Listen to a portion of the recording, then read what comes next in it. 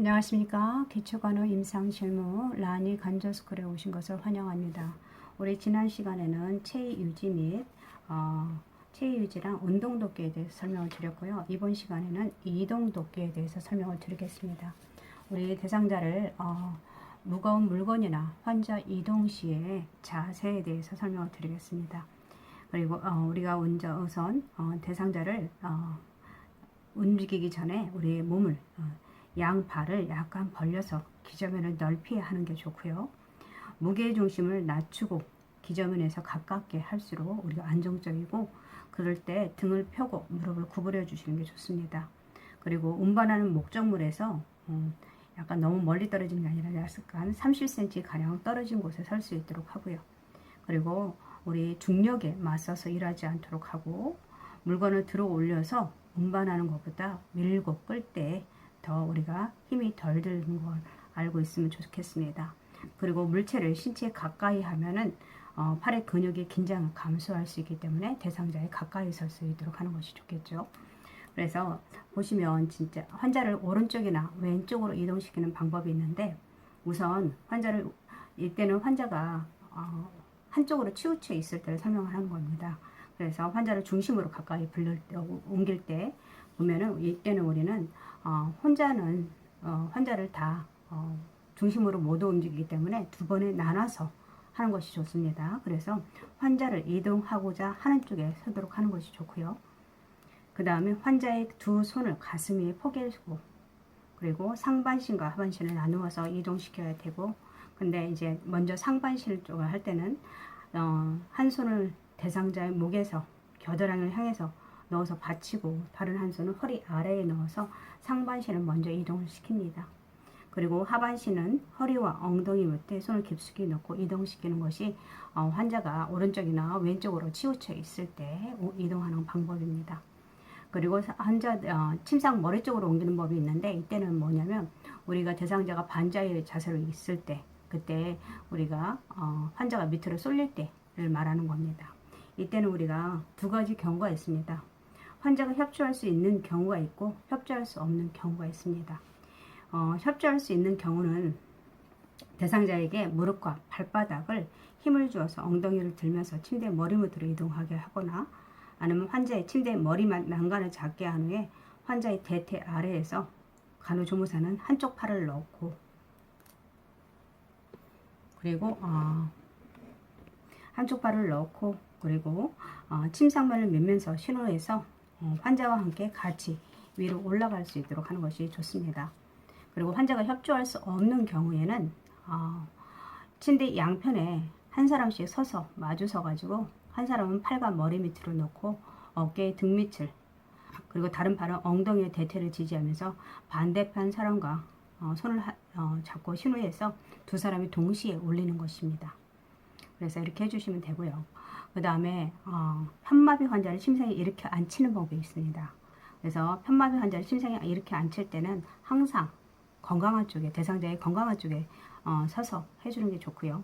그래서 이 말은 결국은 우리가 앉힌다는 것은 우리가 대상자를 밖으로 모신다는 것입니다. 그렇기 때문에 휠체어에 앉힌다든지 이동변기에 앉힐 때를 생각하시면 됩니다. 그래서 항상 우리 그러면 침상도 휠체어도 위치는 항상 대상자의 건강한 쪽, 이동변기도 대상자의 건강한 쪽을 생각하시면 되고요. 그리고 우리가 식사할 때도 편마비 환자 같은 경우는 건강한 쪽을 아래로 해서 하는 것으로 생각하시면 됩니다. 그래서 우리는 간호조무사는 항상 대상자의 건강한 쪽에 서도록 하고요. 환자의 마비된 쪽 손을 가슴 위에 올려놓고, 환자의 양쪽 무릎을 굽혀 세운 후에 어깨와 엉덩이 또는 넙떡다리를 지지해서 간호조무사 쪽으로 돌려 높이게 합니다. 누워있는 환자의 상체를 일으켜서 환자의 손은 간호조무사의 어깨를 붙잡게 하고요. 그리고 팔은 환자의 몸 밑에 깊숙이 넣어서 손바닥과 등을, 어깨를 지지하고, 반대 손은 엉덩이 부분이나 넙다리 부분을 지지해서 이렇게 앉힐 수 있도록 하는 것이 좋습니다. 그래서 근데 이 침대에서 일어나 앉힐 때의 주의사항을 보면, 사지마비인 경우는 두 다리가 편 상태에서는 무리하게 똑바로 앉히고자 시도를 하게 되면 넙다리뼈에 무리가 갑니다. 그래서 골절이 일어날 수 있기 때문에 조심해서 하도록 하는 것이 좋고요. 그래서 항상 관절 문제라든지 이럴 때는 간호조무사는 간호사에게 즉시 보고할 수 있도록 하는 것이 좋습니다.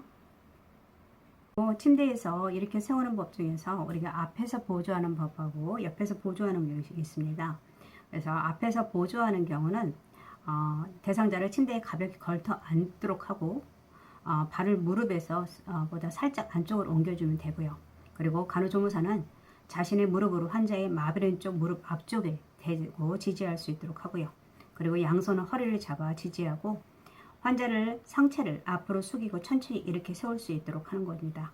그리고 환자가 완전하게 양무릎을 펴고 선 자세를 취하면 간호조무사는 앞쪽으로 넘어지지 않도록 선 자세에서 균형을 잡을 수 있도록 도와주는 겁니다. 이게 앞에서 보조하는 경우고요.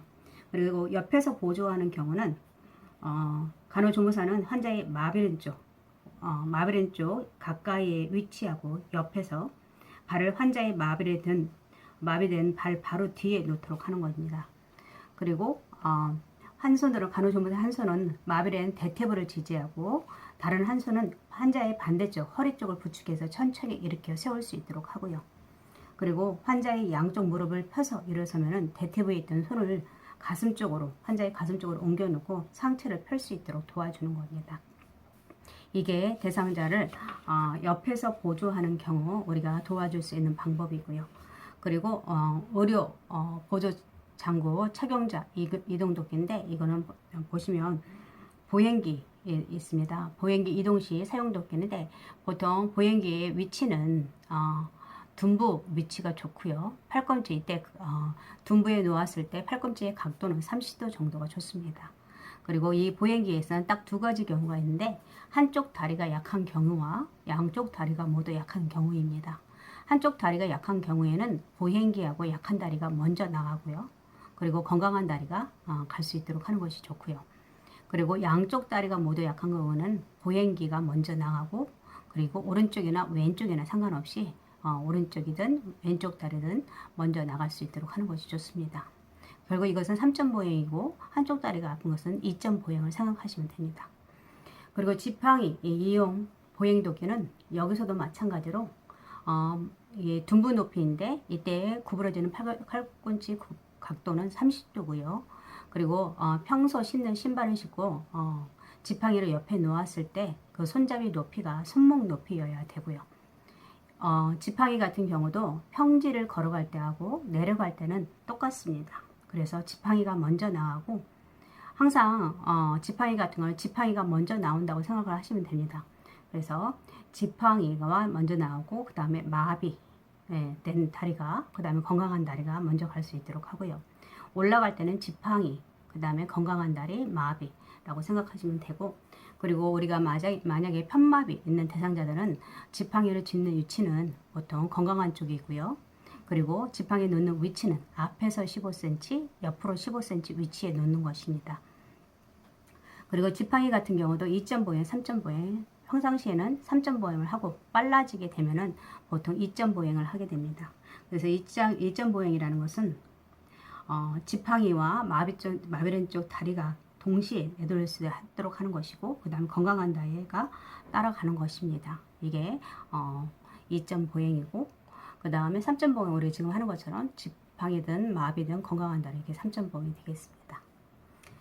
그리고 목발 이용 보행도끼는 목발의 아래쪽 부분을 앞으로 약 15cm, 옆으로 15cm 똑같죠? 지팡이 놓는 위치랑. 그러니까 목발 같은 게 양쪽에 있으니까 앞에서 15, 옆으로 15cm. 이것도 팔꿈치 각도가 보통 20에서 30도 그 정도 생각하고요.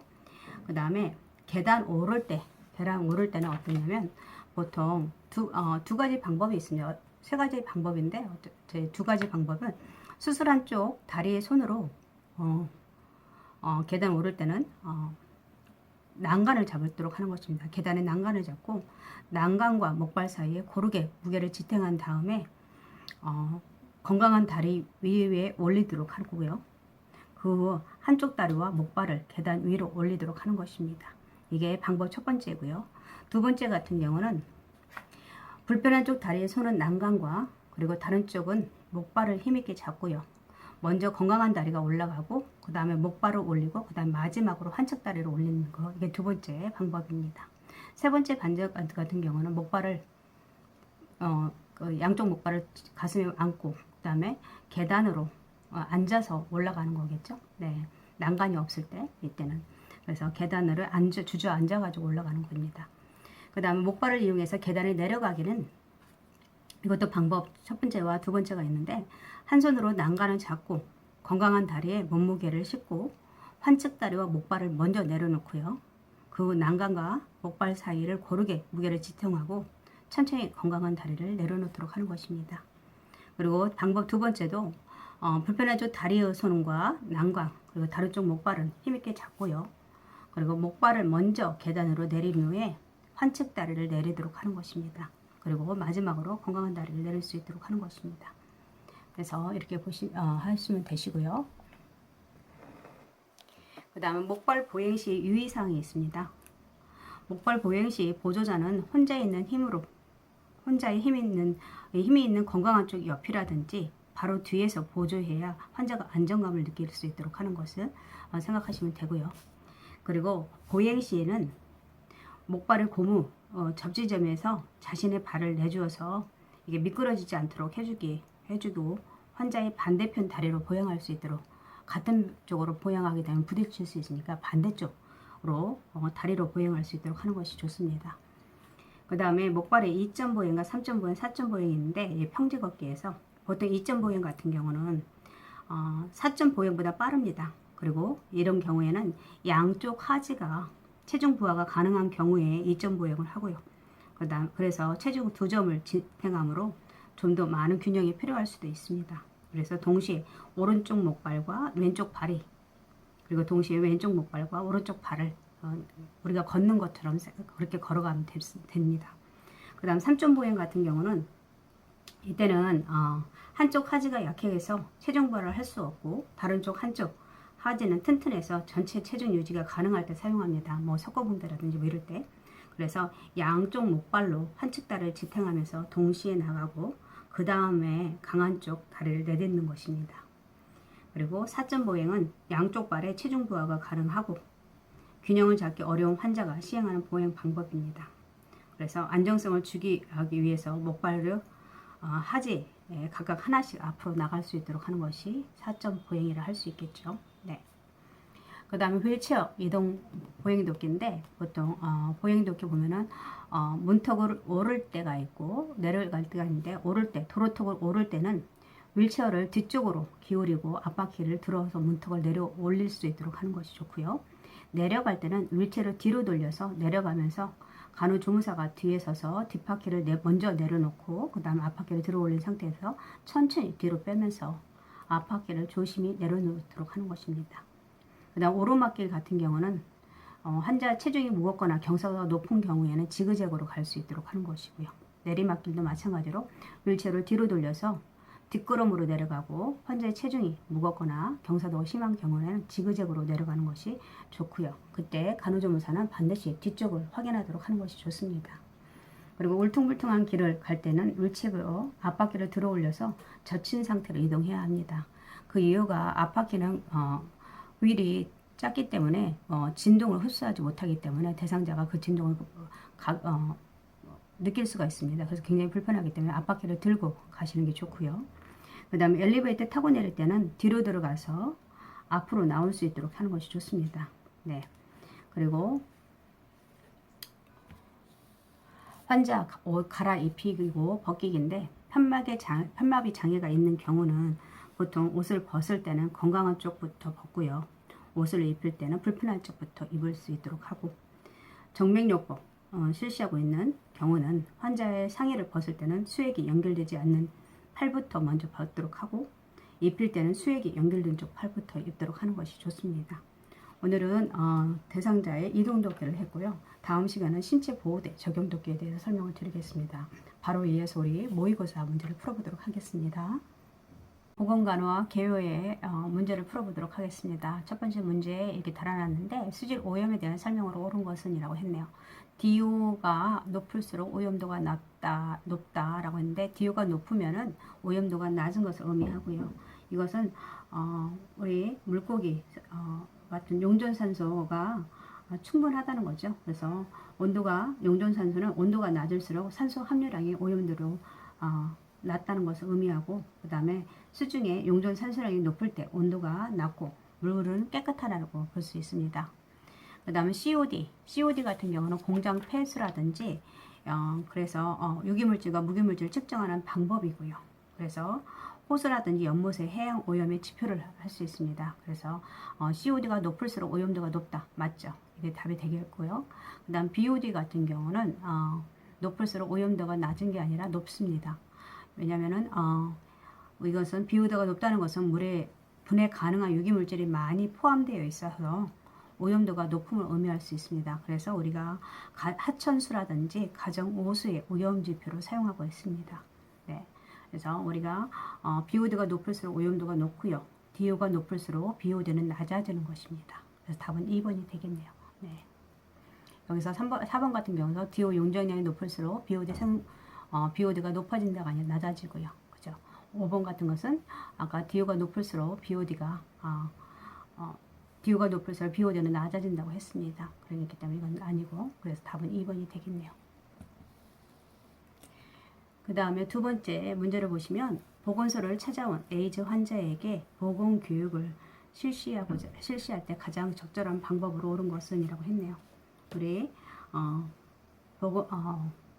보건교육을 찾아온 보건 실시할 때 가장 적절한 방법, 에이즈 환자니까 상담이겠죠.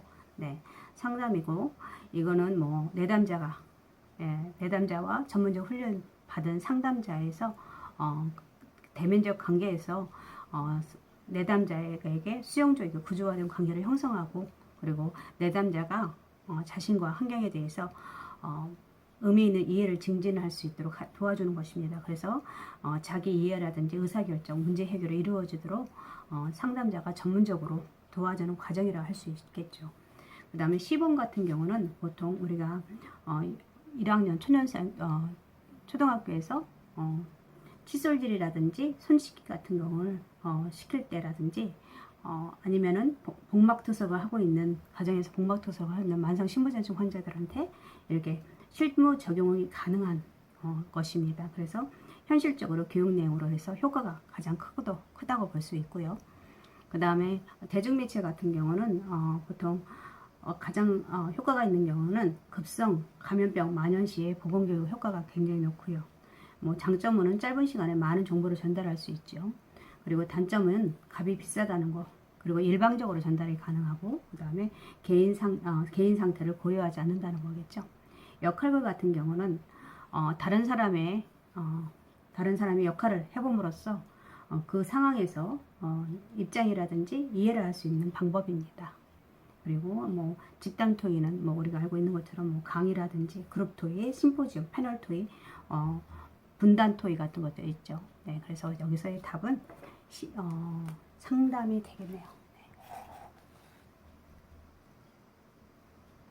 네, 그 다음에 우리 보건교육 시 학습자 요인 중 학습자의 흥미를 유발하고 태도와 행동을 효과적으로 변화시키는 영향을 주는 것은 이라고 했네요.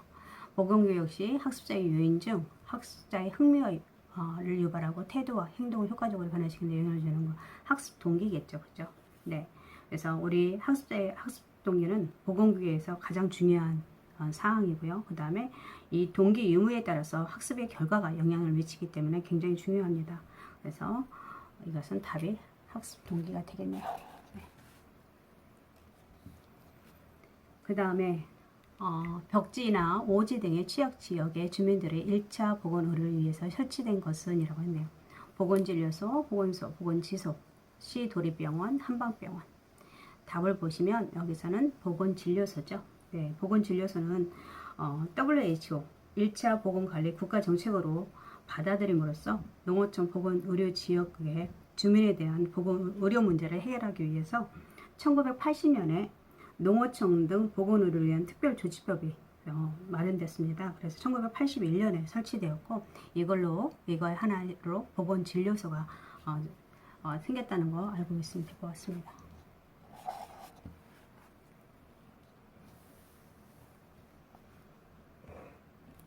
그 다음에 5번은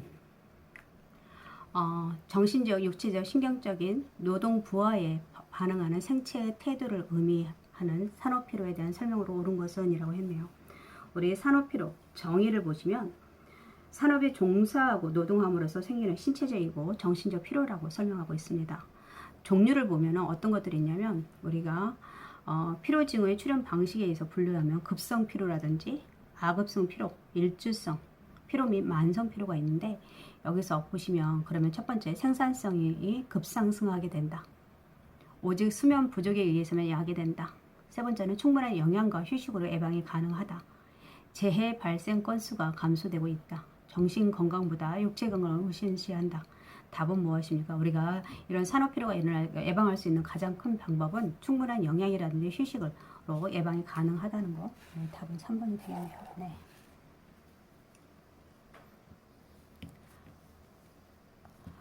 산업보건의 목적은 이라고 되어 있네요. 직업병 치료, 품질의 관리, 근로자의 건강관리, 노동조합의 활성화, 보상체계의 관리. 산업보건 목표는 우리가 가장 중요한 것은 우리가 노동의 조건이나 환경을 해서 피로라든지 재해, 질병을 조사 분석해서 근로자의 건강과 복지를 확보하는 것입니다. 그래서 가장 이걸 확보하고 그다음 그 적합한 환경을 근로 환경에서 근로자의 건강을 아무 문제 없이 작업 능률을 상승시키는 일이고 직업병을 예방하는 것입니다. 그래서 산업보건의 일차적 목적은 우리 근로자의 건강관리를 할 수 있죠. 그래서 답은 3번이 되겠네요.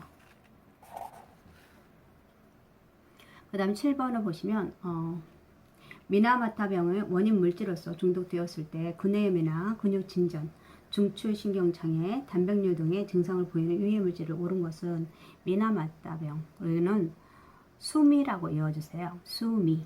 그 다음에 수미 그러니까 수은이겠죠.